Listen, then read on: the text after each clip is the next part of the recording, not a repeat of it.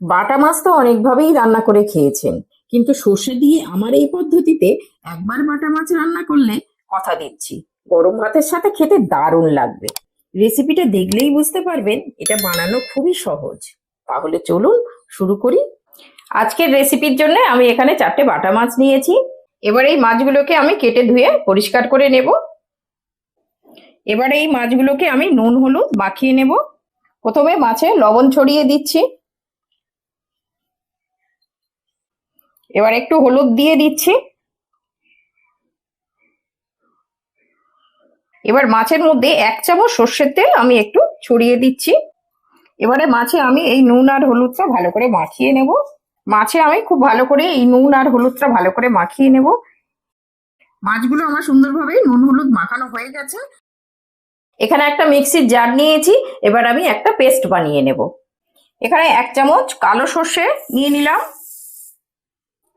এখানে সাদা সর্ষে, কেউ হলুদ সর্ষে বলে থাকে, এটাও আমি 1 চামচ নিয়ে নিলাম। 1 চামচ পোস্ত নিয়ে নিলাম।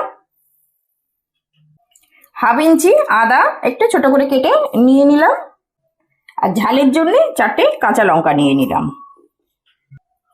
আচ্ছা, সর্ষে অনেক সময় মিক্সিতে পেস্ট করলে সেটা তিতো হয়ে যায়, তার জন্যে এখানে 2টো কি 3টে কাজু দিয়ে দেবেন। কাজু দিয়ে দিলে একদম তিতো ভাবটা থাকে না।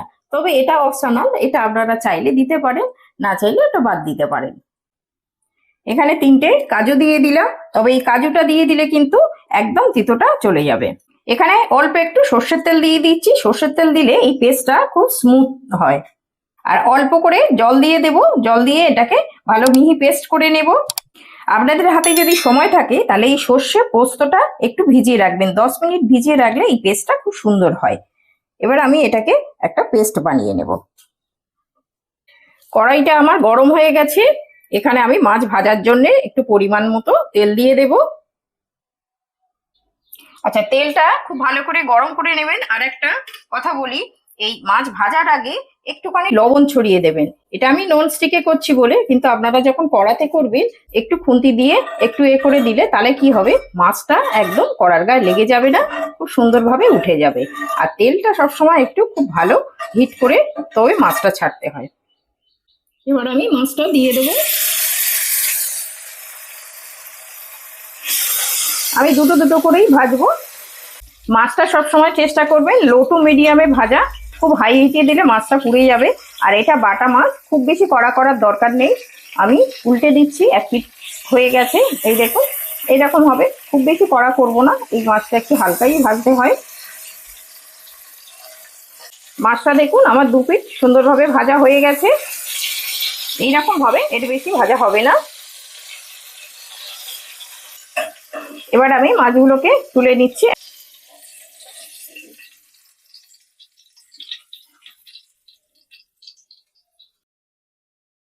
বাকি যে মাছটা আছে আমি এবার ভেজে নেব।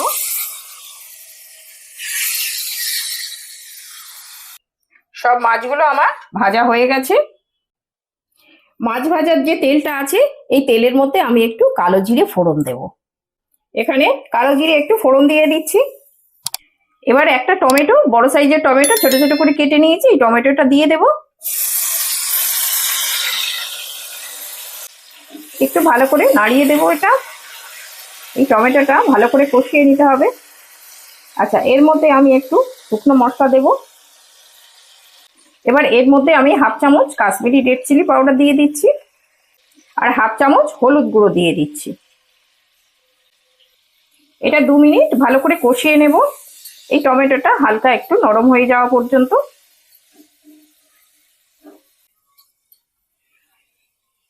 2 মিনিট আমি কষিয়ে নিয়েছি। এবার যে মিক্সিতে যে সর্ষে পোস্ত বেটেছিলাম এটা এর মধ্যে দিয়ে দেব। অল্প একটু জল দিয়ে এটাকেও নিয়ে নিলাম। এই কাঁচা মশলাটা আমি ভালো করে 3-4 মিনিট ধরে কষিয়ে নিতে হবে এটা। আর এটা একটু লো টু মিডিয়ামেই করব, না হলে এই সর্ষে আর এইগুলো একটু ছিটকে যায়। তো ওই জন্য একটু লো টু মিডিয়ামে আমি ভালো করে কষিয়ে নেব। অনুষ্ঠান বাড়ির মতো বাটা মাছের ঝাল কিভাবে আর কত সহজে বানিয়ে নেওয়া যায় সেই রেসিপিটাই আজ আমি এখানে শেয়ার করলাম। আজকের রেসিপিটা যদি আপনাদের ভালো লেগে থাকে তাহলে রান্না বাংলা ব্লগ চ্যানেলটাকে সাবস্ক্রাইব করে পাশে থাকবেন। এই মশলাটা সুন্দরভাবে কষাতে হবে। এই মশলাটা যেহেতু কাঁচা সর্ষে আর পোস্ত দেওয়া রয়েছে, সেই জন্য এইটা লো টু মিডিয়ামে একটু ভালো করে 3-4 মিনিট ধরে কষিয়ে নেব। এই রান্নাটা কিন্তু এই মশলাটা কষার উপরেই রান্নার স্বাদটা বাড়ে, সেই জন্য চেষ্টা করবেন এই মশলাটা সুন্দরভাবে একটু কষিয়ে নেওয়া।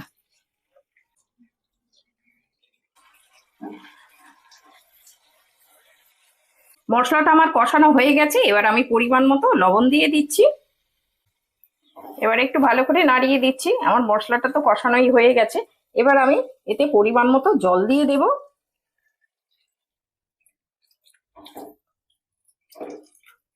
এটা খুব বেশি ঝোল হবে না, একটু নাড়িয়ে দিলাম। আচ্ছা, এই গ্রেভিটা একটু ফুটে ওঠা পর্যন্ত একটু অপেক্ষা করব।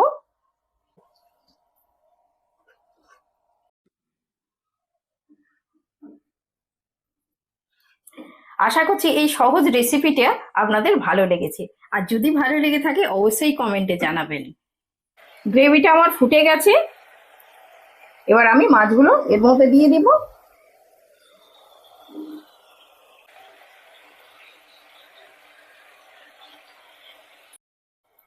মাছটা আমি একটুখানি ফুটিয়ে নেব। মাছটা 3-4 মিনিট একটু ফুটিয়ে নেব, মাছটা একটু সিদ্ধ হওয়া পর্যন্ত। আর এটা লো টু মিডিয়ামে রাখবো, খুব হাই হিটে রাখবো না। দেখলেন তো কত সহজেই এই রেসিপিটা বানিয়ে দেখালাম। আশা করছি আমার এই রেসিপিটা বুঝতে আপনাদের কোথাও অসুবিধা হয়নি। তো বাড়িতে একবার হলেও একটু বানিয়ে খেয়ে দেখবেন, সবার খুব ভালো লাগবে। রান্নাটা আমার হয়ে গেছে, আমি 4-5 মিনিট একটু ফুটিয়ে নিয়েছিলাম, মাছটাও সিদ্ধ হয়ে গেছে। দেখুন কত সুন্দর হয়েছে, আর দেখতে কত লোভনীয়। দেখুন এইরকম যদি গরম ভাতের সঙ্গে হয়, আর কিছু দরকার হয় না, এতেই খাওয়া হয়ে যাবে। তো চেষ্টা করবেন একবার হলেও বাড়িতে বানিয়ে খেতে, সবার খুব ভালো লাগবে।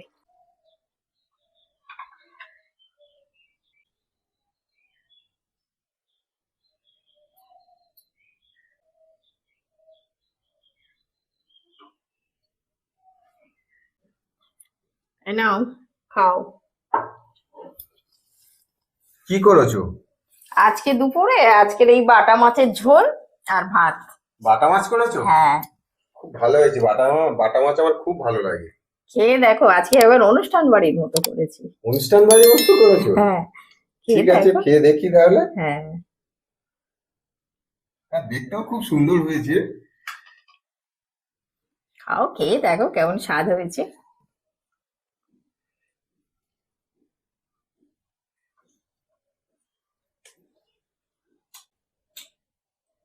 দারুণ টেস্ট হয়েছে। দারুণ টেস্ট হয়েছে। সত্যি অনুষ্ঠান বাড়ির মতো। অসাধারণ টেস্ট হয়েছে। অনুষ্ঠান বাড়ির মতনই করলাম আজকে। সত্যি অনুষ্ঠান বাড়ির মতো হয়েছে, দারুণ টেস্ট হয়েছে। দারুণ টেস্ট হয়েছে। ঠিক আছে, তাহলে খাও। আজকে দুপুরে তাহলে খাওয়াটা খেয়ে ভালো মন ভরে হলো। গেল, দারুণ হয়েছে। খেয়ে মন ভরে গেল।